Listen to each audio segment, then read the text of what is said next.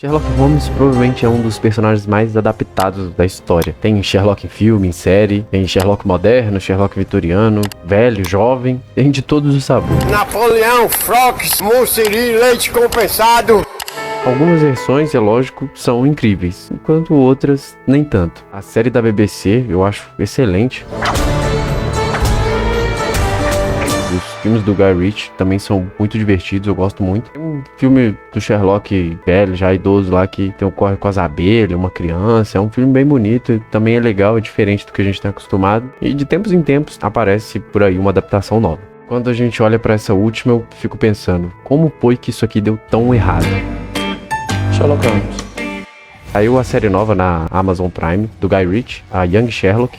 A ideia parece até interessante, né? Um Sherlock jovem, com 18, 19 anos. Provavelmente a primeira investigação da vida dele. Ele conhece alguns personagens clássicos, embora o Watson tenha ficado de fora, e isso faz uma certa falta, pra falar a verdade. Enfim, a série é um Sherlock jovem, né? Antes dele virar aquele gênio que a gente conhece. Só que assistindo a série fica uma sensação muito estranha. Aquele personagem genial, excêntrico, aquela aura quase sobrenatural que o Sherlock passa. Nessa série aqui ele vira um protagonista juvenil demais e perdido. É lógico que a série se propõe a ser um jovem Sherlock. Que brincadeira gostaria de fazer? Nesse vídeo eu quero fazer 3 coisas. Primeiro, olhar rapidamente para algumas das melhores adaptações do Sherlock. Depois eu vou falar um pouco também da série nova do Young Sherlock. E por fim, tentar entender por que essas versões mudam tanto com o tempo. Porque quando a gente junta todas essas adaptações, a gente acaba percebendo que elas dizem menos sobre o Sherlock Holmes e mais sobre o mundo que está contando a história dele. Falar da série Young Sherlock, nada melhor do que olhar para as adaptações que realmente capturaram o personagem.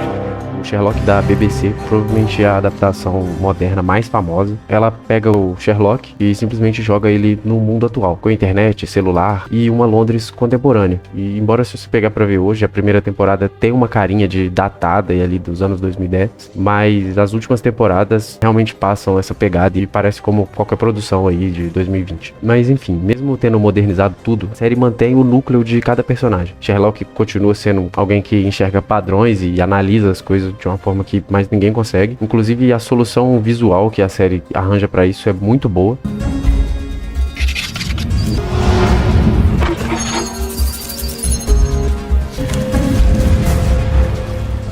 Quando ele tá observando as cenas, o espectador vê as deduções aparecendo na tela. E isso captura algo de uma forma fundamental do personagem. Provavelmente eu também sou muito influenciado por gostar muito dessa série. Eu não consigo imaginar uma adaptação em live action do Sherlock que quando ele vai fazer uma dedução, visualmente ela não aconteça da forma que a série da BBC estabeleceu. Outra adaptação muito popular são os filmes do Guy Ritchie, com o Homem de Ferro como Sherlock. Holmes, what are you doing? Nothing. Are you wearing a false nose? With the fake. That was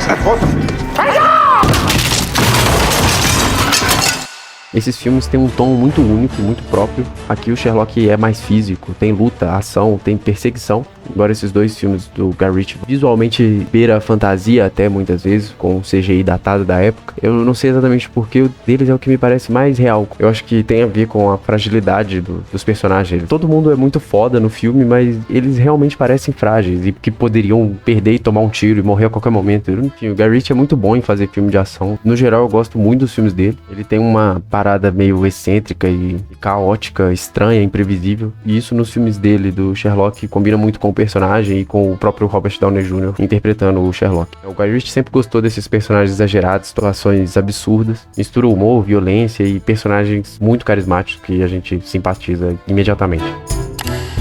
Eu já falei de uma adaptação moderna, uma no tempo da época, mas as duas com o Sherlock como adulto. Vamos pegar um outro filme do Sherlock como jovem. Quando você é jovem, tudo faz sentido porque você é burro. O Enigma da Pirâmide.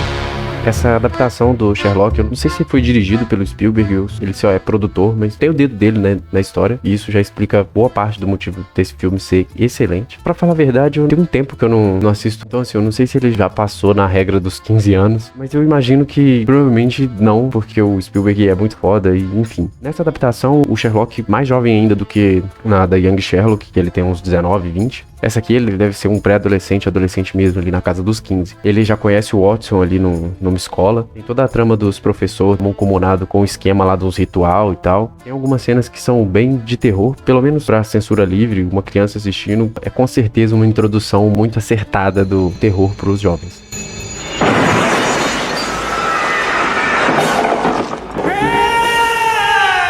Além disso, o Sherlock tem toda uma personalidade interessante e a dicotomia com o Watson já novinho, assim, funciona muito bem.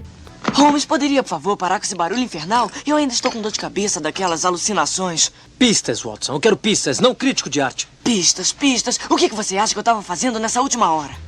Todas essas adaptações do Sherlock, tem uma coisa que se diferencia da nova série do Young Sherlock, do Guy Ritchie, e eu acho que é justamente a personalidade do Sherlock. Como que ele em todas essas adaptações, tem todo um carisma e um molho. Não é à toa que em uma adaptação, ele é o Doutor Estranho, o Benedito. Na outra, do Guy Ritchie, ele é o Robert Downey Jr., que tem toda uma personalidade, um carisma, um negócio diferente. Na do Spielberg, eu, pra ser sincero, não sei exatamente quem que é o ator. Que eu me lembre, é um personagem interessante e carismático. Mas já esse maluco aqui da série de filme After, que é uma atrocidade à humanidade, me quebrou completamente.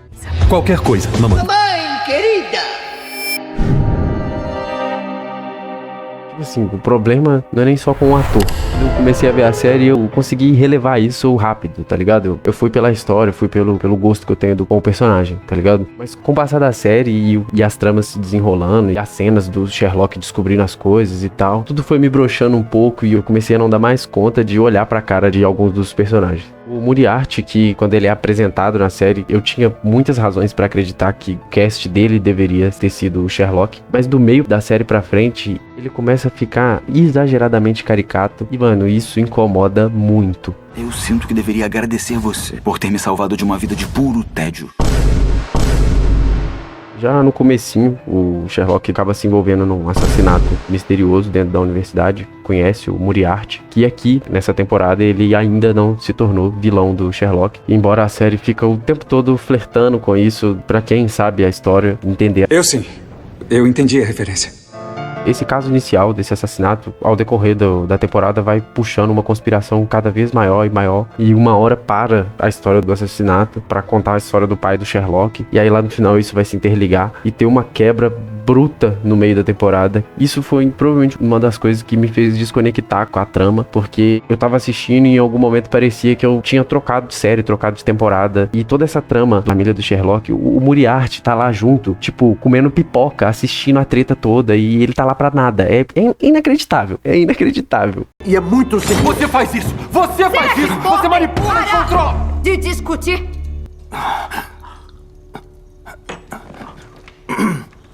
Pensou em alguma coisa? Sim.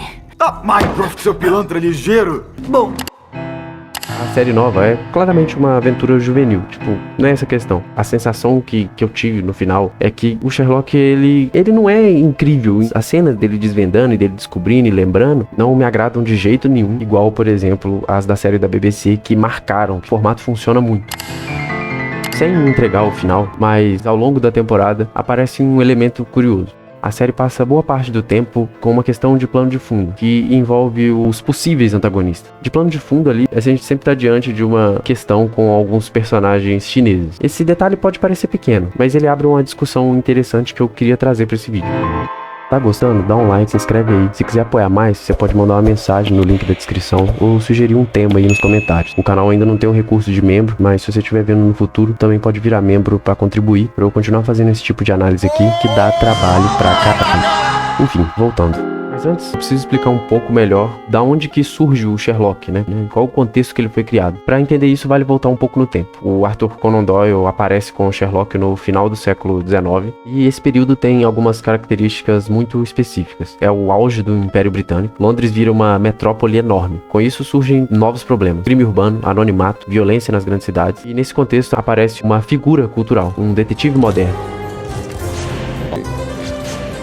O historiador Eric Hobsbawm explica que o século XIX é marcado por uma tentativa constante da sociedade burguesa de organizar o mundo e criar ordem, criar previsibilidade e formatar um novo status quo de dominância burguesa. O Sherlock, de alguma forma, representa isso. Ele é o símbolo da ideia que a razão pode organizar o caos. que existe lógica por trás de tudo. E a demanda por essas coisas existe até hoje. Isso é um dos motivos para o personagem nunca desaparecer. Cada época reinventa o Sherlock Holmes para resolver seus próprios medos e ansiedades. Só como exemplo, a série da BBC, que é a que coloca o Sherlock no mundo moderno, a gente vai ver vilões que vão se aproximar de terroristas, de serial killers, coisas mais ajustadas à época.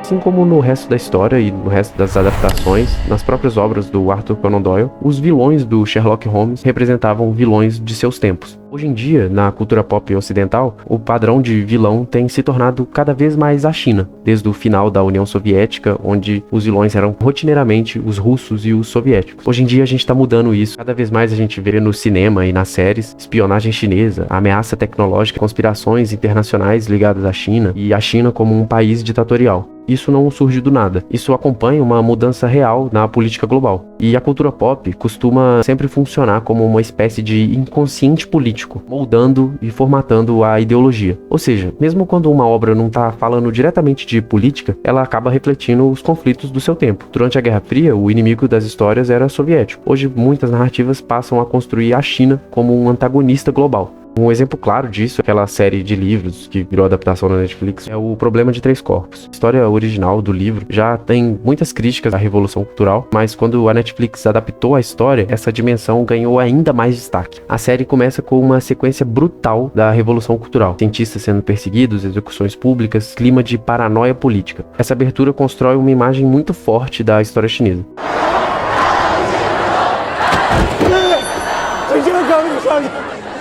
Dentre todos os erros que a Revolução Cultural cometeu, a escolha da adaptação norte-americana mostrar dessa forma não é neutra. E quando a gente compara, por exemplo, com a série que é adaptada na China, não a série da Netflix, a série chinesa mostra mais ou menos os mesmos eventos, mas de forma bem diferente. Ainda existe crítica, mas a narrativa é menos demonizante.